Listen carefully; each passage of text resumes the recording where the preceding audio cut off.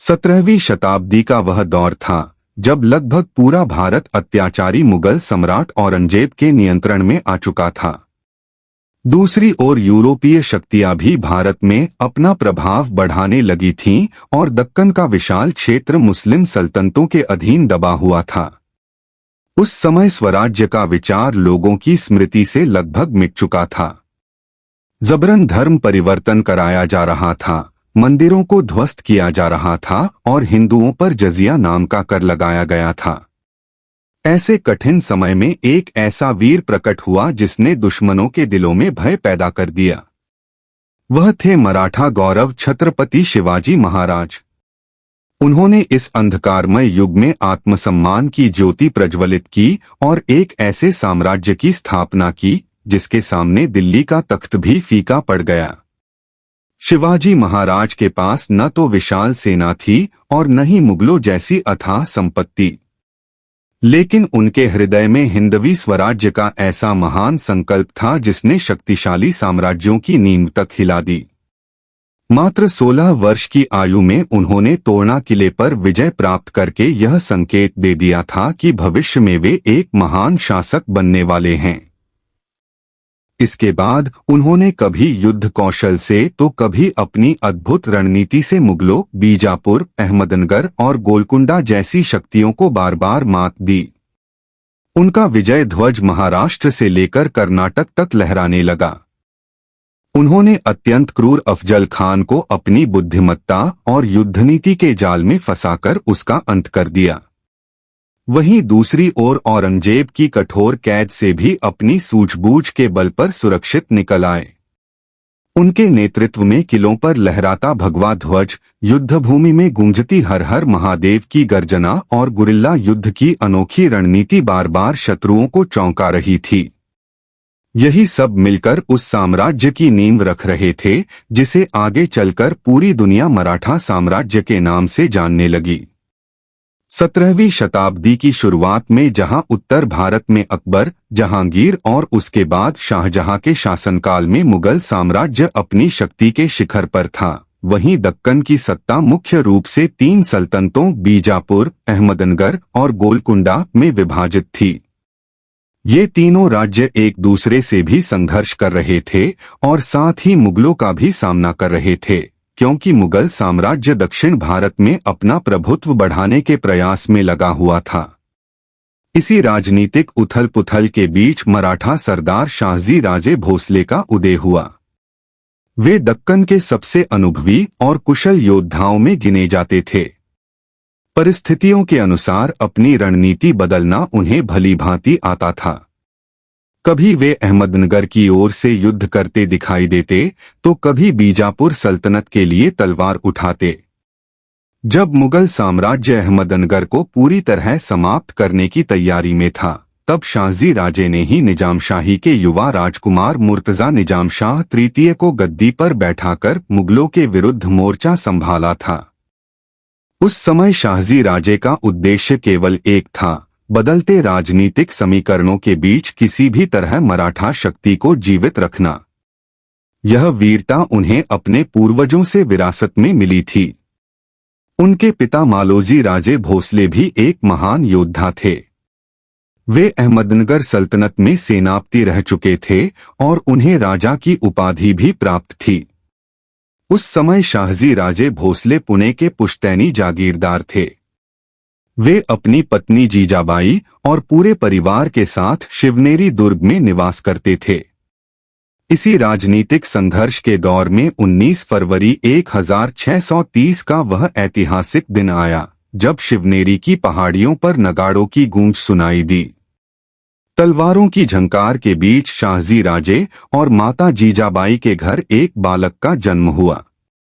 उस बालक का नाम वहां की स्थानीय देवी शिवाई के नाम पर शिवाजी रखा गया। यह केवल एक बालक का जन्म नहीं था, बल्कि एक ऐसी क्रांति का आरंभ था जो आने वाले समय में भारत के इतिहास की दिशा बदलने वाली थी। माता जीजाबाई ने बचपन से ही शिवाजी के मन में धर्म, स्वाभिमान और स्वतंत्रता के संस्कार रोप दिए। वे उन्हें प्रतिदिन रामायण, महाभारत और भारत के महान वीरों की प्रेरणादायक कथाएं सुनाया करती थीं। उन्होंने शिवाजी को यह शिक्षा दी कि अन्याय के विरुद्ध खड़ा होना ही सच्चा धर्म है। इन्हीं संस्कारों के कारण बालक शिवाजी के मन में हिंदवी स्वराज्य का सपना धीरे धीरे आकार लेने लगा।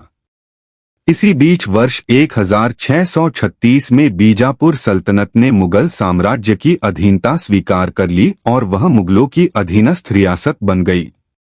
उसी समय शाहजी भोसले ने भी बीजापुर की सेना में सेनापति के रूप में सेवा स्वीकार कर ली। इसके बदले बीजापुर के सुल्तान मोहम्मद आदिल शाह ने उन्हें पुणे की जागीर का अधिकार प्रदान किया। हालांकि आदिल शाह ने उन्हें पुणे में रहने की अनुमति नहीं दी, क्योंकि उसे भय था कि कहीं शाहजी दोबारा मुगलों के लिए बड़ी चुनौती न बन जाएं। इसलिए उसने उन्हें अपने सैन्य अभियानों का नेतृत्व करने के लिए कर्नाटक भेज दिया। पुणे की व्यवस्था की जिम्मेदारी शाहजी राजे ने अपने सबसे विश्वसनीय सहयोगी दादोजी कोंडदेव को सौंप दी। साथ ही अपनी पत्नी और बच्चों के निवास के लिए पुणे में लाल महल का निर्माण करवाया। यही वह स्थान था जहां शिवाजी महाराज का पालन पोषण हुआ और दादोजी कोंडदेव के मार्गदर्शन में उनकी शिक्षा एवं प्रशिक्षण प्रारंभ हुआ। दादोजी कोंडदेव ने उन्हें युद्धकला, प्रशासन, अनुशासन और नेतृत्व की बारीकियां सिखाईं। बहुत कम समय में शिवाजी महाराज ने तलवारबाजी, घुड़सवारी और किलों की युद्ध प्रणाली में असाधारण दक्षता प्राप्त कर ली। शिवाजी महाराज ने शीघ्र ही यह समझ लिया कि चाहे मुगल हो या बीजापुर के सुल्तान, उनकी शक्ति का सबसे बड़ा आधार पहाड़ों पर स्थित मजबूत किले हैं। उन्होंने निश्चय किया कि यदि हिंदवी स्वराज्य का सपना पूरा करना है तो सबसे पहले अधिक से अधिक किलों पर अधिकार स्थापित करना होगा। उन्होंने यह भी देखा कि बीजापुर के अधिकारी आम जनता पर अत्याचार कर रहे थे।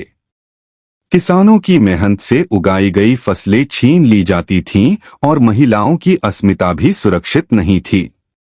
किलों पर लहराते शत्रुओं के झंडे उन्हें गुलामी का प्रतीक दिखाई देते थे। इसी अपमान को सम्मान में बदलने के संकल्प ने उनके भीतर किलों को जीतने की प्रबल इच्छा जगा दी। केवल 16 वर्ष की आयु में जब अधिकांश युवक सुख सुविधाओं के सपने देखते हैं, तब शिवाजी महाराज ने अपने कुछ विश्वस्त साथियों के साथ मिलकर तोरणा किले पर आक्रमण किया। उन्होंने इस किले पर विजय प्राप्त की और उसका नाम बदलकर प्रचंडगढ़ रख दिया। यही उनकी पहली बड़ी सफलता थी जिसने हिंदवी स्वराज्य की मजबूत नींव रखी। तोरणा किले की इस ऐतिहासिक विजय के बाद शिवाजी महाराज का प्रभाव तेजी से बढ़ने लगा। अगले लगभग 2 वर्षों के भीतर उन्होंने पुरंदर, कोंडाना और चाकन जैसे महत्वपूर्ण दुर्गों पर भी अपना अधिकार स्थापित कर लिया। इन किलों पर विजय प्राप्त करने के बाद उन्होंने पुणे के आसपास स्थित सुपा, बारामती और इंदापुर जैसे क्षेत्रों को भी अपने प्रत्यक्ष शासन में शामिल कर लिया। इसके बाद शिवाजी महाराज ने अपना ध्यान कोंकण क्षेत्र की ओर केंद्रित किया और व्यापार की दृष्टि से अत्यंत महत्वपूर्ण कल्याण नगर पर भी अपना नियंत्रण स्थापित कर लिया। यहाँ एक महत्वपूर्ण तथ्य यह था कि शिवाजी महाराज जिस बीजापुर सल्तनत के विरुद्ध लगातार अभियान चला रहे थे, उसी सल्तनत की सेवा उनके पिता शाहजी भोसले कर रहे थे। शाहजी भोसले भली भांति जानते थे कि उनका पुत्र जो कुछ भी कर रहा है वह केवल हिंदवी स्वराज्य की स्थापना के लिए कर रहा है। लेकिन यदि वे खुले रूप से शिवाजी का समर्थन करते तो बीजापुर का दरबार उन्हें देशद्रोही घोषित कर देता। इसी कारण माना जाता है कि उन्होंने बड़ी कूटनीति से बीजापुर के सुल्तान मोहम्मद आदिल शाह को यह कह दिया कि शिवाजी के कार्यों से उनका कोई संबंध नहीं है और उनका पुत्र अपने निर्णय स्वयं ले रहा है। किंतु आदिल शाह उनके इस कथन पर पूरी तरह विश्वास नहीं कर सका। उसी समय शाहजी भोसले कुछ ऐसे निर्णय भी ले रहे थे जो बीजापुर सल्तनत को बिल्कुल पसंद नहीं आ रहे थे। परिणामस्वरूप वर्ष 1648 में उन्हें गिरफ्तार कर लिया गया। लगभग 1 वर्ष बाद उन्हें इस शर्त पर मुक्त किया गया कि शिवाजी महाराज भविष्य में बीजापुर के विरुद्ध कोई सैन्य अभियान नहीं चलाएंगे तथा कोंडाना जैसे महत्वपूर्ण किले को भी वापस बीजापुर को सौंपना होगा। इसके बाद 1649 से 1655 तक शिवाजी महाराज ने बीजापुर के विरुद्ध अपने आक्रमण रोक दिए, लेकिन यह विराम केवल बाहरी रूप से था। इस पूरे समय उन्होंने अपनी सेना, प्रशासन और संगठन को पहले से कहीं अधिक मजबूत बनाया। यह अवधि किसी बड़े तूफान से पहले की शांति के समान थी। फिर वर्ष 1656 में उन्होंने अपने स्वराज्य अभियान को नई गति प्रदान की। सबसे पहले उन्होंने जावली क्षेत्र पर अधिकार स्थापित किया, जो महाबलेश्वर के निकट स्थित था। इस विजय ने दक्षिण और दक्षिण पश्चिम महाराष्ट्र में उनकी शक्ति को अत्यंत मजबूत बना दिया और आगे विस्तार का मार्ग भी खोल दिया। धीरे धीरे शिवाजी महाराज की बढ़ती ताकत दक्कन की सल्तनतों के लिए चिंता का कारण बनने लगी। वर्ष 1659 तक उनकी शक्ति इतनी अधिक बढ़ चुकी थी कि बीजापुर का पूरा दरबार चिंतित हो उठा। एक दिन दरबार में यह प्रश्न उठा कि आखिर शिवाजी को कौन परास्त कर सकता है। तभी दरबार में उपस्थित विशालकाय और अत्यंत क्रूर सेनापति अफजल खान आगे बढ़ा। उसने अत्यधिक घमंड के साथ घोषणा की कि वह शिवाजी को बिना घोड़े से उतरे ही पकड़ लेगा और उन्हें चूहे की तरह लोहे के पिंजरे में बंद करके पूरे बीजापुर में घुमाएगा। दरबार ने उसी समय शिवाजी महाराज को पकड़ने की जिम्मेदारी अफजल खान को सौंप दी। जब यह समाचार शिवाजी महाराज तक पहुंचा, तब उनके भीतर भी प्रतिशोध की ज्वाला भड़क उठी। इसका कारण केवल आने वाला युद्ध नहीं था। दरअसल कभी शाहजी भोसले और अफजल खान बीजापुर की सेवा में साथ साथ कार्य करते थे और उनके बीच अच्छे संबंध भी थे। लेकिन समय के साथ परिस्थितियां बदल गईं। वर्ष 1648 में अफजल खान ने शाहजी भोसले पर देशद्रोह का आरोप लगाकर उन्हें बेड़ियों में जकड़कर बीजापुर दरबार में प्रस्तुत किया था और उनका सार्वजनिक अपमान कराया था। इतना ही नहीं, शिवाजी महाराज को यह भी संदेह था कि उनके बड़े भाई संभाजी भोसले की हत्या के पीछे भी अफजल खान का ही हाथ था। इसलिए यह युद्ध केवल स्वराज्य की रक्षा का संघर्ष नहीं था, बल्कि अपने पिता के अपमान और बड़े भाई की मृत्यु का बदला लेने का अवसर भी था। उधर अप्रैल 1659 में अफजल खान लगभग 10,000 सैनिकों की विशाल सेना लेकर शिवाजी महाराज को पकड़ने के उद्देश्य से निकल पड़ा। उसने विशेष रूप से एक विशाल लोहे का पिंजरा भी बनवाया था ताकि शिवाजी महाराज को जीवित पकड़कर उसी में कैद किया जा सके। लेकिन उसने सीधे युद्ध करने के बजाय पहले शिवाजी महाराज को उकसाने की योजना बनाई। रास्ते में उसने अनेक मंदिरों को नुकसान पहुंचाया। व्यापारियों, पुजारियों और किसानों को अपनी सेना का खर्च उठाने के लिए मजबूर किया, जो हर महीने लगभग 5 लाख रुपए के बराबर था। इतना ही नहीं, शिवाजी महाराज के साले बजाजी नायक निम्बालकर से भी उसने जबरन भारी धनराशि वसूल की। उसका उद्देश्य स्पष्ट था, किसी भी तरह शिवाजी महाराज को खुले मैदान में युद्ध करने के लिए विवश करना। लेकिन शिवाजी महाराज गुरिल्ला युद्धकला के अद्वितीय ज्ञाता थे। वे अफजल खान की हर चाल को पहले ही समझ चुके थे। इसलिए उन्होंने खुला युद्ध स्वीकार करने के बजाय पुणे छोड़ दिया और जावली के घने जंगलों को अपना नया आधार बना लिया। इसके बाद दोनों के बीच तलवारों से पहले कूटनीति का खेल शुरू हुआ। अफजल खान ने शिवाजी महाराज के पास मित्रता का झूठा प्रस्ताव भेजा। उसने संदेश दिया कि यदि शिवाजी समझौता कर लें तो वह उन्हें बीजापुर दरबार में सम्मान दिलवाएगा और अब तक जीते गए सभी किलों को भी आधिकारिक मान्यता मिल जाएगी। लेकिन शिवाजी महाराज राजनीति और कूटनीति दोनों में अत्यंत कुशल थे।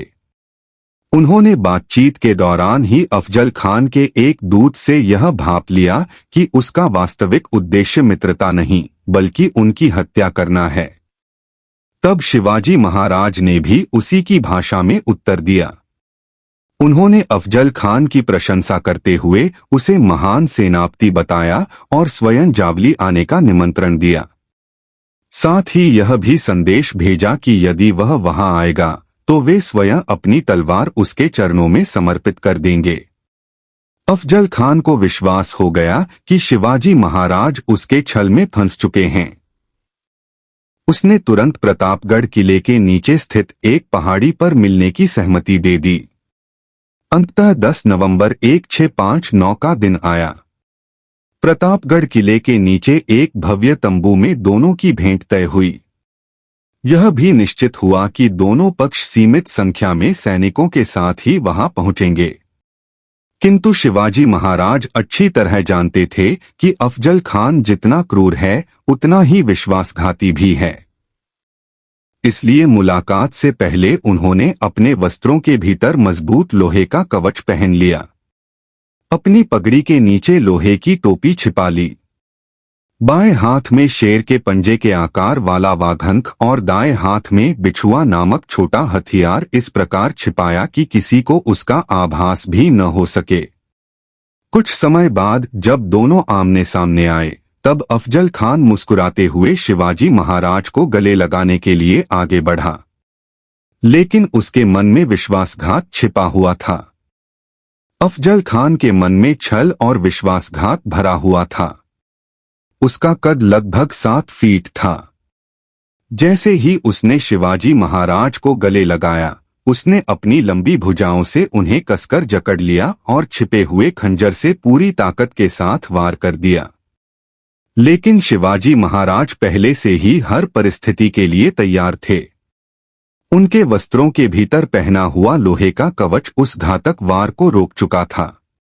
अगले ही क्षण शिवाजी महाराज ने बिना समय गवाए अपने बाएं हाथ में छिपे वाघंख से अफजल खान की पीठ पर जबरदस्त प्रहार किया और दाएं हाथ में छिपे बिछुए से उसके पेट पर गहरा वार कर दिया। अचानक हुए इस पलटवार से अफजल खान दर्द से तड़प उठा। वह जोर जोर से चिल्लाने लगा, धोखा, धोखा! इसने मुझ पर हमला किया है, इसे तुरंत मार डालो। इसके बाद वह किसी तरह खुद को छुड़ाकर भागने लगा। लेकिन शिवाजी महाराज के सैनिक पहले से पूरी तरह सतर्क थे। उन्होंने घायल अफजल खान को कुछ ही दूरी पर घेर लिया और उसका सिर धड़ से अलग कर दिया। बाद में उसका कटा हुआ सिर शिवाजी महाराज के सामने प्रस्तुत किया गया। जैसे ही यह संकेत मिला, जंगलों में पहले से छिपी हुई मराठा सेना चारों दिशाओं से टूट पड़ी। इस भीषण संघर्ष में अफजल खान के लगभग 3000 सैनिक मारे गए। इसके साथ ही मराठाओं ने उसके 4000 घोड़े, 1200 ऊंट, 65 हाथी और लगभग 10 लाख रुपए मूल्य की संपत्ति पर भी अधिकार कर लिया। इस प्रकार शिवाजी महाराज ने अफजल खान को उसी के रचे हुए षड्यंत्र में फंसाकर उसका अंत कर दिया और बीजापुर सल्तनत को एक ऐसी चोट पहुंचाई जिसकी उसने कभी कल्पना भी नहीं की थी। इस विजय के बाद शिवाजी महाराज ने आगे बढ़ते हुए पन्हाला किले पर भी अपना अधिकार स्थापित कर लिया। अब बीजापुर का पूरा दरबार उनकी बढ़ती शक्ति देखकर भयभीत हो चुका था। एक एक करके किलों पर भगवा ध्वज लहराने लगा था और चारों ओर हर हर महादेव तथा जय भवानी, जय शिवाजी के जयघोष गूंजने लगे थे। बीजापुर सल्तनत ने अब अपना सबसे बड़ा दांव खेलने का निर्णय लिया। उसने अपने शक्तिशाली सेनापति सिद्दी जौहर के नेतृत्व में लगभग 40,000 सैनिकों की विशाल सेना भेजी, जिसने पन्हाला किले को चारों ओर से घेर लिया। यह घेराबंदी कुछ दिनों या कुछ सप्ताह तक नहीं चली, बल्कि लगभग 5 महीनों तक लगातार जारी रही। समय बीतने के साथ किले की स्थिति अत्यंत कठिन होती गई। शिवाजी महाराज समझ चुके थे कि यदि वे शीघ्र बाहर नहीं निकले तो परिस्थितियां और भी गंभीर हो जाएंगी। वे यह भी जानते थे कि इतने विशाल घेरे को बलपूर्वक तोड़ना लगभग असंभव है। इसलिए उन्होंने तलवार से नहीं बल्कि अपनी बुद्धिमत्ता से शत्रु को परास्त करने का निर्णय लिया। एक रात अत्यंत गोपनीय ढंग से 2 पालकियां तैयार की गईं। पहली पालकी में बैठे थे शिवा काशीद। वे पेशे से शिवाजी महाराज के नाई थे, लेकिन उनका चेहरा, कदकाठी और हाव भाव शिवाजी महाराज से काफी मिलते जुलते थे। उन्हें महाराज की तरह सजाकर मुख्य मार्ग से बाहर भेजा गया। दूसरी पालकी में स्वयं शिवाजी महाराज थे। उनके साथ उनके वीर सेनापति बाजी प्रभु देशपांडे और लगभग 300 चुनिंदा सैनिक थे, जो किले के गुप्त मार्ग से बाहर निकलने वाले थे। जैसे ही पहली पालकी किले से बाहर निकली, सिद्दी जौहर के सैनिकों ने उसे तुरंत चारों ओर से घेर लिया। उन्हें पूरा विश्वास हो गया कि उन्होंने शिवाजी महाराज को पकड़ लिया है। वे अत्यंत प्रसन्न होकर उस पालकी को सीधे सिद्दी जौहर के सामने ले आए। कुछ क्षणों के लिए स्वयं सिद्दी जौहर भी इस भ्रम में आ गया, लेकिन थोड़ी ही देर बाद उसे समझ में आ गया कि उसके सामने असली शिवाजी महाराज नहीं, बल्कि कोई और व्यक्ति है। क्रोध से उसका चेहरा लाल हो गया। उसने गुस्से में शिवा काशीद से पूछा, क्या तुझे अपनी मृत्यु का तनिक भी भय नहीं लगा? शिवा काशीद ने बिना किसी डर के उसकी आंखों में आंखें डालकर उत्तर दिया, स्वराज्य के लिए यदि एक शिवा प्राण देगा तो उसकी जगह हजारों शिवा जन्म लेंगे। यह सुनकर सिद्दी जौहर और भी क्रोधित हो उठा और उसी स्थान पर शिवा काशीद की हत्या कर दी। उधर इस बीच शिवाजी महाराज अपने साथियों के साथ सुरक्षित रूप से आगे बढ़ चुके थे। जब सिद्दी जौहर को इस छल का पूरा पता चला तो उसने तुरंत अपनी सेना को शिवाजी महाराज का पीछा करने का आदेश दिया। तेज वर्षा, घने जंगल और कठिन पहाड़ी रास्तों को पार करते हुए शिवाजी महाराज पूरी गति से विशालगढ़ किले की ओर बढ़ रहे थे। इसी दौरान उनके महान सेनापति बाजी प्रभु देशपांडे आगे आए और बोले, महाराज, आप कुछ सैनिकों के साथ तुरंत विशालगढ़ की ओर प्रस्थान कीजिए। जब तक आप सुरक्षित वहां नहीं पहुंच जाते, तब तक मैं अपने प्राणों की रक्षा नहीं करूंगा। स्वराज्य को आपकी आवश्यकता है।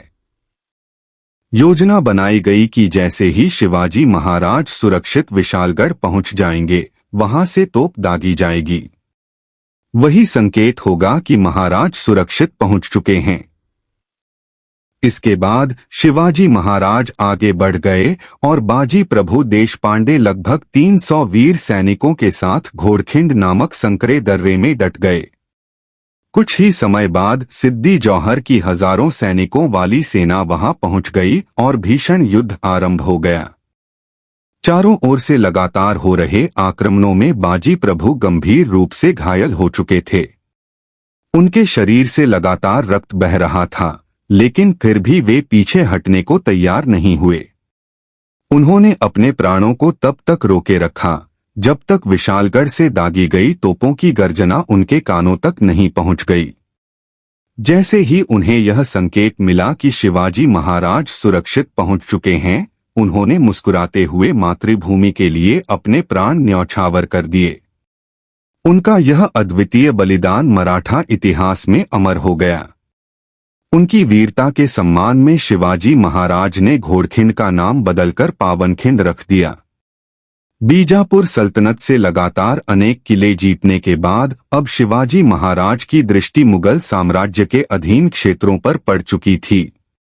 उस समय मुगल साम्राज्य की बागडोर अत्याचारी शासक औरंगजेब के हाथों में थी। उसका उद्देश्य अपने जीवनकाल में पूरे दक्कन पर अधिकार स्थापित करना था। उस समय दक्कन में आज के महाराष्ट्र, कर्नाटक, तेलंगाना के साथ साथ आंध्र प्रदेश, छत्तीसगढ़, मध्य प्रदेश और तमिलनाडु के कई हिस्से शामिल थे।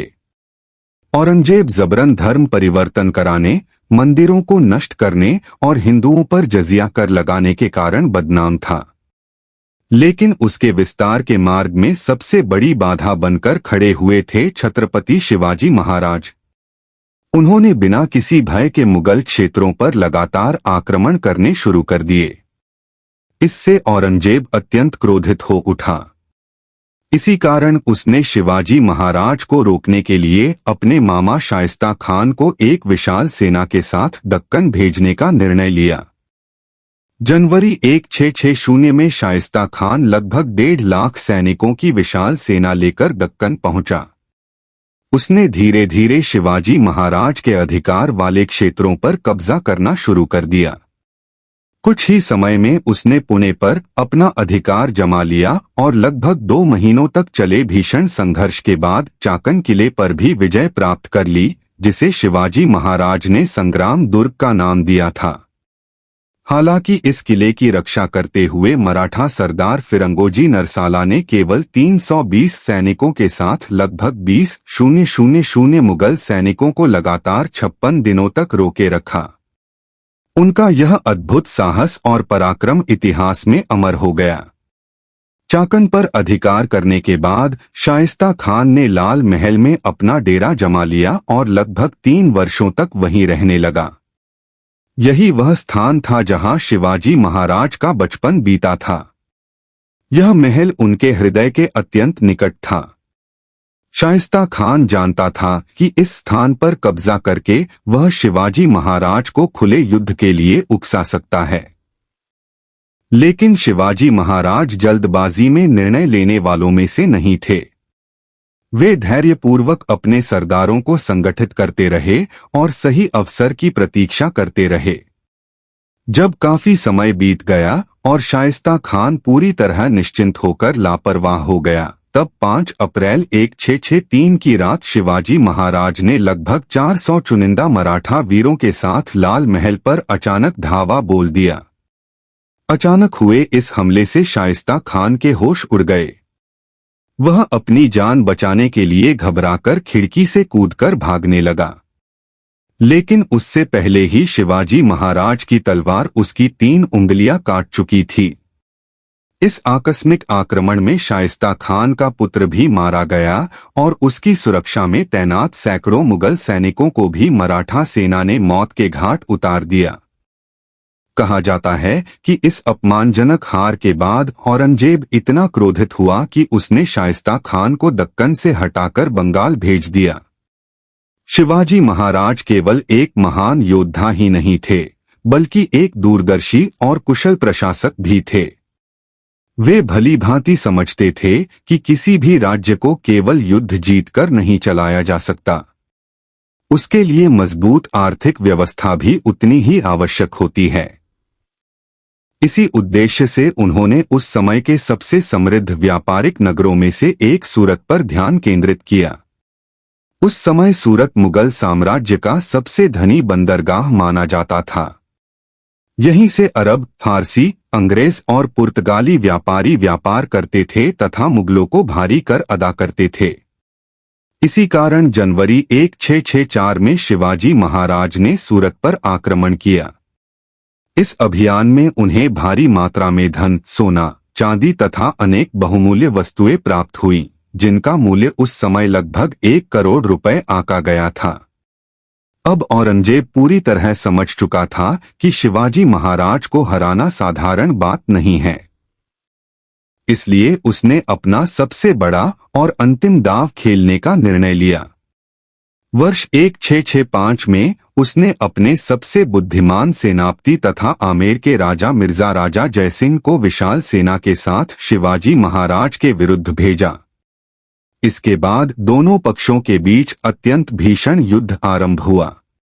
इसी युद्ध के दौरान मराठा साम्राज्य के महान वीर मुरारबाजी देशपांडे ने पुरंदर किले की रक्षा करते हुए वीरगति प्राप्त की।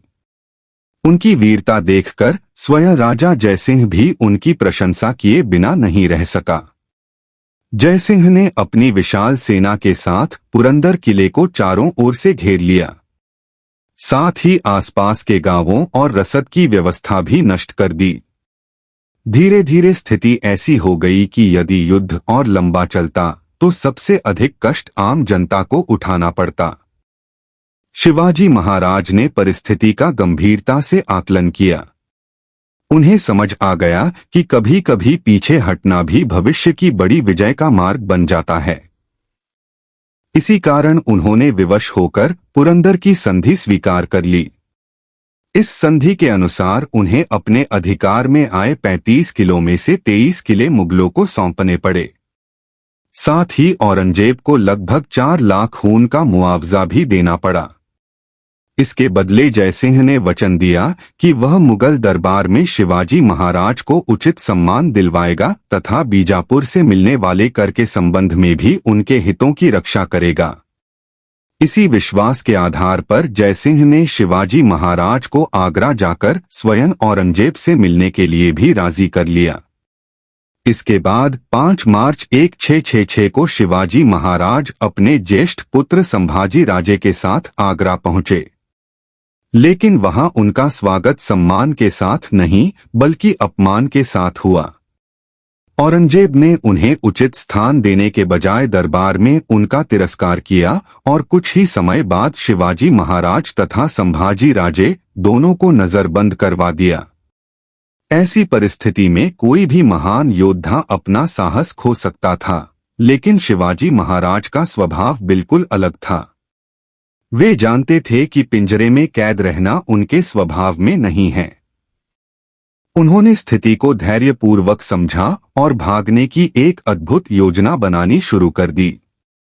सबसे पहले उन्होंने अपना व्यवहार पूरी तरह बदल दिया। वे हमेशा प्रसन्न रहने लगे, मुगल सैनिकों से हंसी मजाक करने लगे और बार बार कहने लगे कि उन्हें आगरा का वातावरण बहुत अच्छा लगने लगा है। कुछ दिनों बाद उन्होंने औरंगजेब को संदेश भेजा कि वे अपनी माता और पत्नी को भी आगरा बुलाना चाहते हैं ताकि पूरा परिवार यहीं उनके साथ रह सके। यह सुनकर औरंगजेब पूरी तरह आश्वस्त हो गया कि शिवाजी महाराज अब हार मान चुके हैं और उनके मन में भागने का कोई विचार नहीं बचा है। यही वह भ्रम था जिसका लाभ उठाने की शिवाजी महाराज प्रतीक्षा कर रहे थे।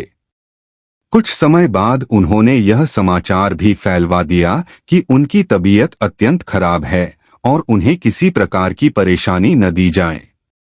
इसके बाद उन्होंने प्रतिदिन शाम के समय पुण्य के उद्देश्य से साधु संतों के लिए फल और मिठाइयों की बड़ी बड़ी टोकरियां बाहर भेजनी शुरू कर दी।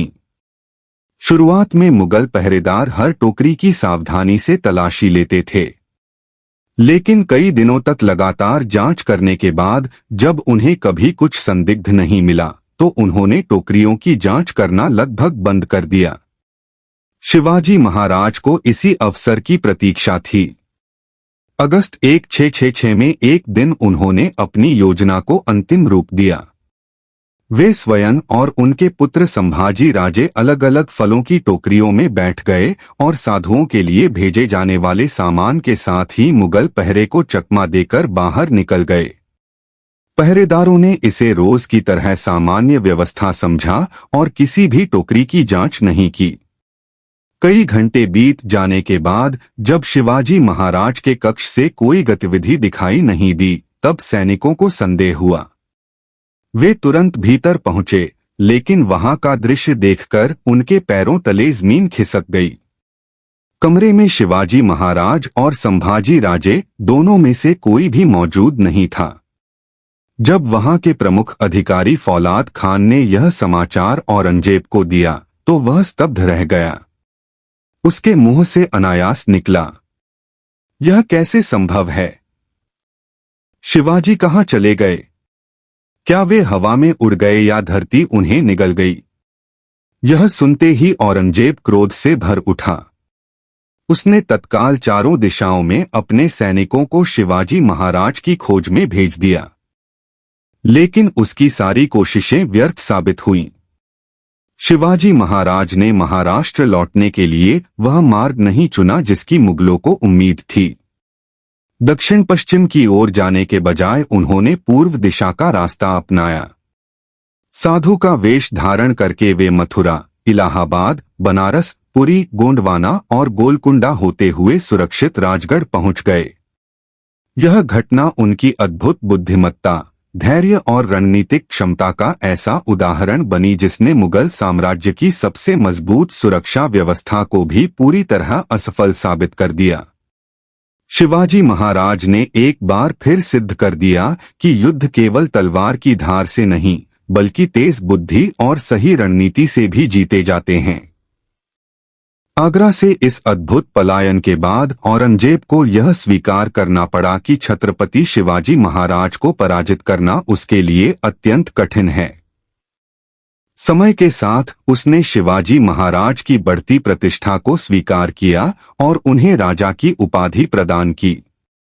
इसके बाद लगभग 4 वर्षों तक दोनों के बीच कोई बड़ा संघर्ष नहीं हुआ। लेकिन धीरे धीरे औरंगजेब को यह संदेह होने लगा कि शिवाजी महाराज उसके पुत्र मुअज्जम को उसके विरुद्ध भड़का रहे हैं। इसी दौरान वर्ष 1670 की शुरुआत से शिवाजी महाराज ने उन सभी क्षेत्रों और किलों को दोबारा अपने अधिकार में लेना शुरू कर दिया जिन्हें पुरंदर की संधि के समय मुगलों को सौंपना पड़ा था। इन्हीं अभियानों में सबसे महत्वपूर्ण था कोंडाना किले की पुनः विजय। इस महान कार्य का नेतृत्व शिवाजी महाराज के सबसे विश्वसनीय सरदार और बचपन के प्रिय मित्र तानाजी मालुसरे ने किया। कहा जाता है कि उस समय तानाजी अपने पुत्र के विवाह की तैयारियों में व्यस्त थे। तभी उन्हें सूचना मिली कि शिवाजी महाराज कोंडाना किला जीतना चाहते हैं। यह सुनते ही उन्होंने बिना किसी देर के अपने पुत्र का विवाह स्थगित कर दिया और अपने भाई सूर्याजी मालुसरे के साथ युद्ध के लिए निकल पड़े। उस समय किले की रक्षा की जिम्मेदारी मुगल सेनापति उदयभान राठौड़ के हाथों में थी। पहाड़ की ऊंची चट्टानों पर स्थित यह दुर्ग अत्यंत सुरक्षित माना जाता था और उस पर विजय प्राप्त करना लगभग असंभव समझा जाता था। लेकिन तानाजी मालुसरे और उनके वीर साथियों ने असाधारण साहस का परिचय देते हुए भीषण युद्ध लड़ा और अंततः किले पर भगवा ध्वज फहरा दिया। हालांकि इस विजय की कीमत बहुत बड़ी थी। युद्ध के दौरान तानाजी मालुसरे वीरगति को प्राप्त हो गए।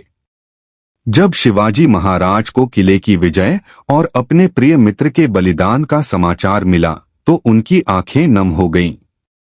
उस समय उनके मुख से वे अमर शब्द निकले, गढ़ आला पण सिंह गेला, अर्थात किला तो जीत लिया लेकिन अपना सिंह खो दिया।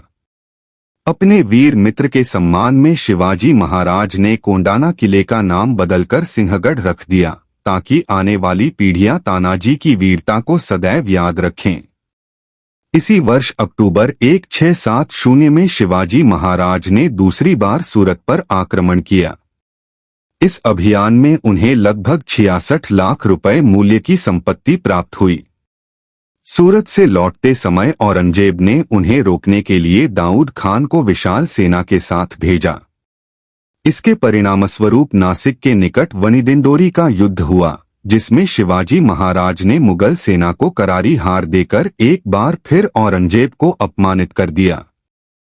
इसके बाद उन्होंने उमरानी के युद्ध में भी बीजापुर की सेना को परास्त किया। हालांकि इस युद्ध में उनके वीर सेनापति प्रतापराव गुर्जर वीरगति को प्राप्त हुए। छत्रपति शिवाजी महाराज केवल एक महान योद्धा ही नहीं बल्कि उच्च चरित्र वाले आदर्श पुरुष भी थे। वे महिलाओं का अत्यंत सम्मान करते थे और युद्ध में शत्रु पक्ष की महिलाओं के साथ भी सदैव सम्मानजनक व्यवहार करने का आदेश देते थे। कहा जाता है कि 1667-68 के आसपास उनके सेनापति आबाजी सोनदेव ने कल्याण किले पर विजय प्राप्त करने के बाद वहां के सूबेदार मुल्ला अहमद की अत्यंत सुंदर बहू को अन्य युद्ध सामग्री के साथ शिवाजी महाराज के समक्ष प्रस्तुत किया। लेकिन शिवाजी महाराज ने उस महिला को स्वीकार करने से स्पष्ट इनकार कर दिया। उन्होंने उसकी सुंदरता की प्रशंसा करते हुए विनम्रता से कहा, काश मेरी माता भी इतनी सुंदर होती तो शायद मैं भी इतना सुंदर होता। इसके बाद उन्होंने उस महिला से क्षमा मांगी, उसे सम्मानपूर्वक अनेक उपहार भेंट किए और पूरी सुरक्षा के साथ उसके परिवार के पास वापस भेज दिया। साथ ही उन्होंने अपनी सेना को कठोर आदेश दिया कि किसी भी युद्ध में शत्रु पक्ष की महिलाओं को कभी भी लूट का सामान न समझा जाए और उनके सम्मान की रक्षा हर परिस्थिति में की जाए। यह घटना सिद्ध करती है कि शिवाजी महाराज केवल विजेता ही नहीं बल्कि उच्च आदर्शों वाले न्यायप्रिय शासक भी थे। अंततः 6 जून 1674 को अनेक बाधाओं को पार करने के बाद उनकी राजधानी रायगढ़ में लगभग 500 प्रतिष्ठित व्यक्तियों की उपस्थिति में उनका भव्य राज्याभिषेक संपन्न हुआ। इसी अवसर पर उन्होंने छत्रपति की उपाधि धारण की। इसका अर्थ था कि अब उनका राज्य किसी अन्य सत्ता के अधीन नहीं, बल्कि पूर्णतः स्वतंत्र हिंदवी स्वराज्य था। उन्होंने हिंदू धर्मोद्धारक की उपाधि भी धारण की। यह केवल एक राजतिलक नहीं था, बल्कि उस स्वराज्य के स्वप्न की आधिकारिक स्थापना थी, जिसकी रक्षा आगे आने वाले मराठा शासकों ने कई पीढ़ियों तक की। राज्याभिषेक के बाद शिवाजी महाराज ने शासन व्यवस्था को सुदृढ़ बनाने के लिए अष्टप्रधान मंडल की स्थापना की। उन्होंने बिना जनता पर अत्यधिक बोझ डाले चौथ और सरदेशमुखी जैसी कर व्यवस्थाओं के माध्यम से राज्य की आर्थिक स्थिति को मजबूत किया। उन्होंने धर्म और संस्कृति की रक्षा की, लेकिन साथ ही सभी धर्मों के लोगों को समान सम्मान और स्वतंत्रता भी प्रदान की। यही कारण था कि प्रजा उन्हें केवल अपना राजा नहीं, बल्कि अपना रक्षक मानती थी। शिवाजी महाराज ने अपने राज्य की सुरक्षा के लिए किलों के विशाल नेटवर्क को और अधिक मजबूत किया। साथ ही उन्होंने कोंकण तट पर एक शक्तिशाली नौसेना का भी निर्माण किया, जिससे समुद्री व्यापार सुरक्षित रहा और अंग्रेजों, पुर्तगालियों तथा सिद्दियों जैसी विदेशी शक्तियों की गतिविधियों पर प्रभावी नियंत्रण रखा जा सका। यद्यपि उनकी नौसेना आकार में बहुत बड़ी नहीं थी, फिर भी उसकी गति, रणनीति और तटीय युद्धकला इतनी प्रभावशाली थी कि अंग्रेज भी यह स्वीकार करने पर विवश हो गए कि मराठा वहां तक पहुंच सकते हैं जहां अन्य सेनाएं नहीं पहुंच सकती। यही दूरदर्शिता शिवाजी महाराज को केवल एक महान योद्धा ही नहीं, बल्कि एक सच्चा राष्ट्र निर्माता सिद्ध करती है। 1675 के बाद उन्होंने अपने साम्राज्य का विस्तार और अधिक तेजी से किया। उन्होंने पोंडा, कारवार और कोल्हापुर जैसे क्षेत्रों पर अधिकार स्थापित किया। कुतुबशाही के साथ गठबंधन करके कर्नाटक के महत्वपूर्ण किलों वेल्लोर और गिंजी पर भी नियंत्रण प्राप्त किया। साथ ही मुगलों के अनेक क्षेत्रों पर विजय प्राप्त कर मराठा साम्राज्य को पहले से कहीं अधिक शक्तिशाली बना दिया। लेकिन लगातार युद्धों और बिगड़ते स्वास्थ्य के कारण 3 अप्रैल 1680 को केवल 50 वर्ष की आयु में इस महान योद्धा का निधन हो गया। उनके पश्चात उनके पुत्र छत्रपति संभाजी महाराज और छत्रपति राजाराम महाराज ने उनके स्वराज्य की विरासत को आगे बढ़ाया और औरंगजेब को जीवन भर दक्कन पर पूर्ण अधिकार स्थापित नहीं करने दिया। आगे चलकर मराठा साम्राज्य में पेशवा पद अत्यंत प्रभावशाली बन गया। इनमें पेशवा बाजीराव प्रथम का नाम विशेष सम्मान के साथ लिया जाता है। उन्होंने मराठा साम्राज्य की विजय पताका दक्षिण से लेकर उत्तर भारत तक लहराई। इस प्रकार छत्रपति शिवाजी महाराज द्वारा स्थापित हिंदवी स्वराज्य केवल एक राज्य नहीं था, बल्कि आत्मसम्मान, स्वतंत्रता, धर्मरक्षा और राष्ट्र निर्माण का ऐसा महान आदर्श था, जिसकी गूंज आने वाली कई शताब्दियों तक पूरे भारत में सुनाई देती रही। धन्यवाद। यदि आपको यह कहानी पसंद आई हो तो इसे अवश्य साझा करें। ऐसी ही प्रेरणादायक और रोमांचक ऐतिहासिक कहानियों के लिए हमारे चैनल सनातन कला से जुड़े रहें। अगली कहानी में फिर मिलेंगे।